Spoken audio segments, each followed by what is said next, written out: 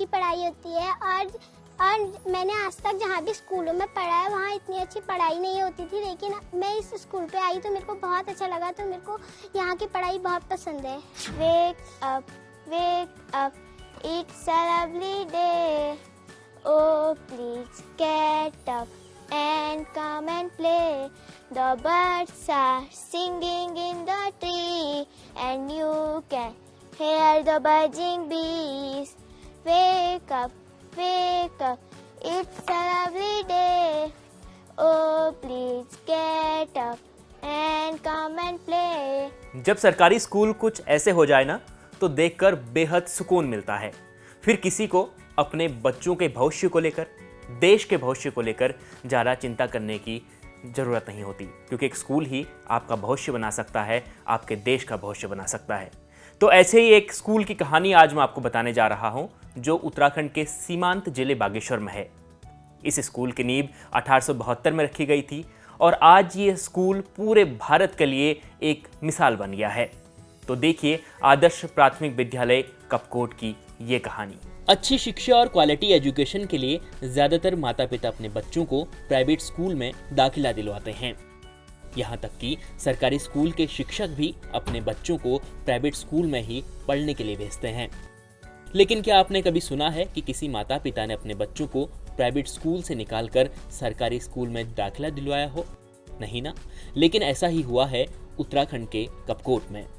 यहाँ पर राजकीय आदर्श प्राथमिक विद्यालय प्राइवेट स्कूलों को मात देकर एक आदर्श विद्यालय के तौर पर अपनी अलग मिसाल पेश कर रहा है। हालात कुछ यूं हैं कि एडमिशन के वक्त यहाँ लंबी कतारें लग जाती हैं और एडमिशन फुल हो जाने के कारण अभिभावकों को नाराज होकर लौटना पड़ता है। अब ऐसा क्यों हो रहा है ये भी जान लीजिए। दरअसल इस स्कूल के बच्चे हर परीक्षा में टॉप करते हैं। कई बच्चे तो ऐसे भी हैं जो हर विषय में 100% अंक प्राप्त करते हैं। इस स्कूल के बच्चे सिर्फ शिक्षा के क्षेत्र में ही नहीं बल्कि खेलकूद, कला और अन्य गतिविधियों में भी कमाल कर रहे हैं।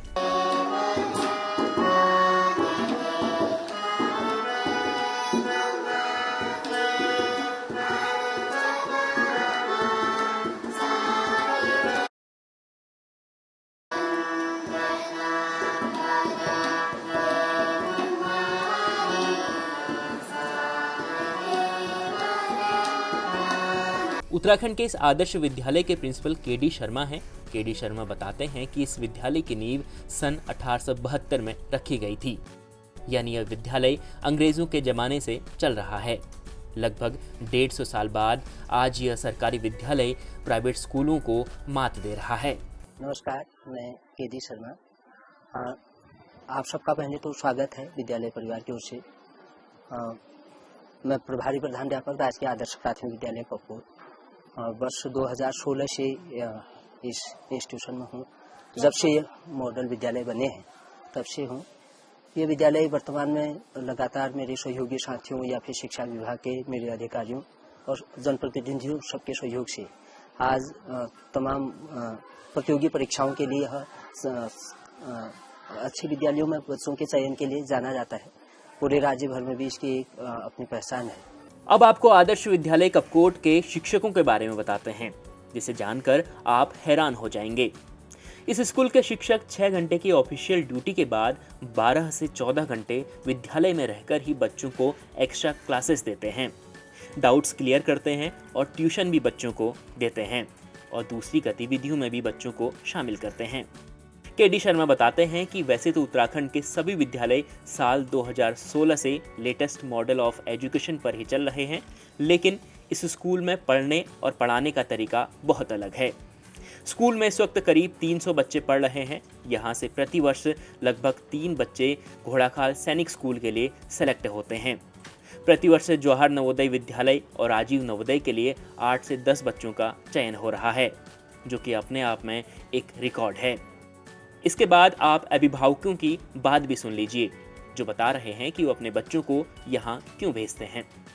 मेरा नाम तारा ढुक्टी। मेरा बच्चा क्लास 4th में इस विद्यालय में अध्ययन करता है और यहाँ की पढ़ाई को देख के और यहाँ के जो है पूरा स्टाफ का जो पूरी मेहनत और लगन से सुबह से शाम तक लगे रहते हैं, चाहे वो खेल कूद में हो, पढ़ाई के साथ साथ जो है सांस्कृतिक कार्यक्रम, हारमोनियम, खेल कूद, सब चीज में यहाँ बच्चों का जो है चौमुखी विकास होता है। इसलिए मैंने अपने बच्चे को यहाँ जो है पढ़ाई के लिए भेज रखा है। मेरा नाम कविता कार्की है। मेरी लड़की साक्षी कार्की क्लास 4th A में पढ़ती है और सभी अभिभावक ये जानते हैं कि इस स्कूल में डाले, क्योंकि यहाँ जब एडमिशन के लिए मतलब वो लगी थी तो यहाँ बहुत पेरेंट्स थे, किसी का तो नंबर आया ही नहीं।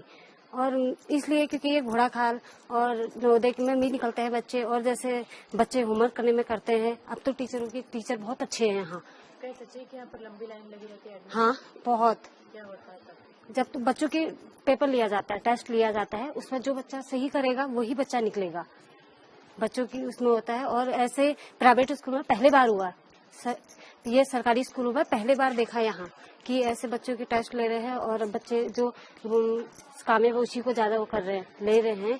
और बच्चों की भी बारी, कितने बच्चे तो लाइन से यहाँ से गए, कितने पेरेंट्स भी रूठ के गए, बेचारे नाराज होके गए हैं कि हमें मतलब हमारी बच्चों की बारी नहीं आई। ओहो बाजे बुरा सा सब काटी गो, अब रह गो छठीना। ओहो बाजे बुरा सा सब काटी गो, अब रह गो छठीना। ओहो गाड़ गदेरा सब से काटनी दीना। ओहो गाड़ गदेरा सखी से गंगा कैसी काटनी दीना। ओहो बाजे बुरा सही सब काटी गो, अब रह गो छठीना। ओहो बाजे बुरा से सब काटी गो, अब रह गो छठीना। ओहो गड़ गदेरा सब सुखी कैसी काटनी दीना। गड़ गदेरी सब सुखी कैसी काटनी दीना। सन 1872 में इस सरकारी स्कूल की नींव रखी गई, यानी कि 150 साल बाद आज ये सरकारी स्कूल तमाम प्राइवेट स्कूल्स को मात दे रहा है। यहाँ के बच्चे सिर्फ शिक्षा के क्षेत्र में ही नहीं बल्कि कला, खेलकूद और अन्य गतिविधियों में भी प्राइवेट स्कूल से एक नहीं, दो नहीं बल्कि 10 कदम आगे हैं। और मुझे लगता है कि जिस शिक्षा के दौर से, जिस शैक्षणिक दौर से हमारी मेट्रोपॉलिटन सिटीज गुजर रही हैं, उन सभी शैक्षणिक संस्थानों को स्कूल से एक सीख लेनी चाहिए, क्योंकि ये स्कूल अपने आप में वाकई एक मिसाल कायम कर रहा है। वीडियो जर्नलिस्ट परमेश शर्मा के साथ उत्तराखंड से तेजश्री पुरंदरे।